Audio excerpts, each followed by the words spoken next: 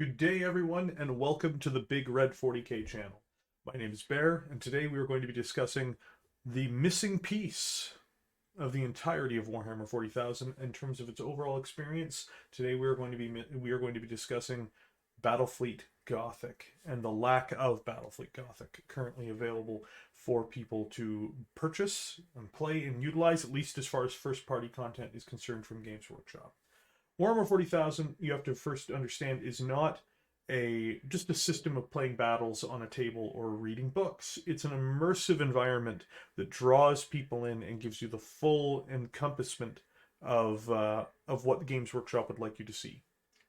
Whether that be from audio dramas, whether that be from things on Warhammer Plus, whether that be from tabletop miniatures or comic books or any assortment of other products that they offer, it's really about allowing you to buy into Warhammer 40,000 and buy into the world of Warhammer 40,000.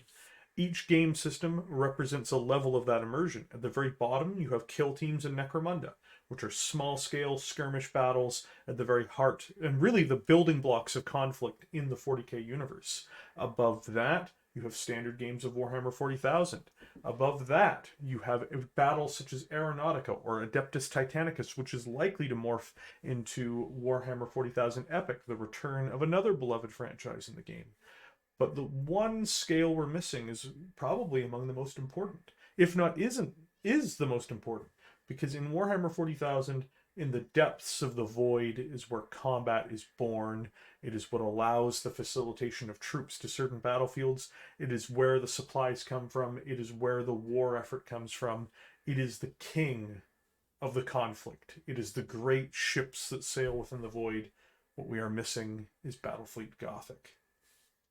In these battles, you have massive warships kilometers long, blasting into one another with nuclear tipped ammunition, or huge lance arrays, which are immense laser weapons just searing through the void, offering light for brief glimpses of a second on one side before fire reaches out of another as the oxygen is jettisoned out of the vehicle as it is penetrated and the entirety of fire spews out into the darkness.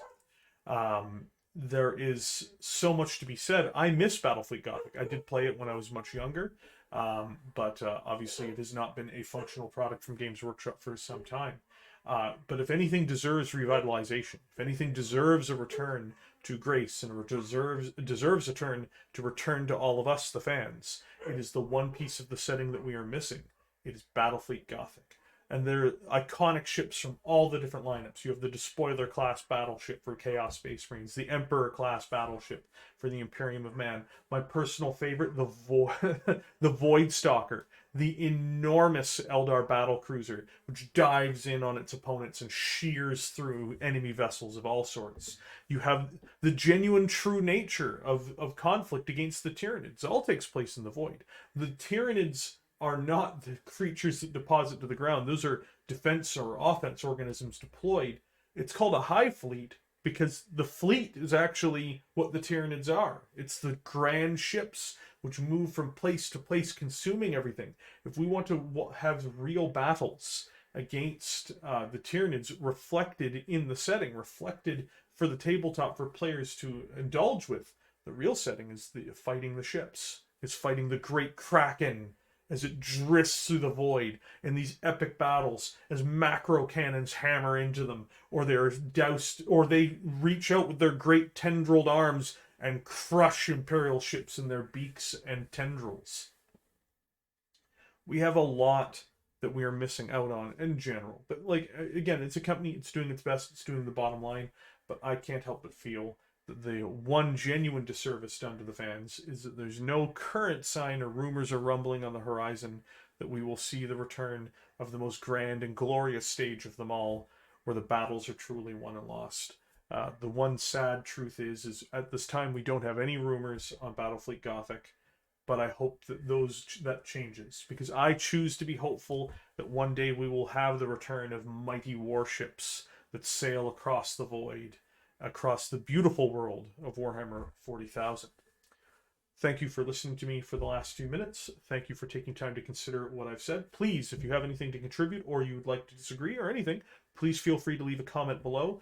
I would greatly appreciate it if you enjoyed this content to leave a like and consider subscribing. We are doing our best to grow the channel at this time. We are marching towards 1,000 subscribers. If we reach the goal of 1,000 subscribers, we will be starting up a Discord channel for you, named the Underhive.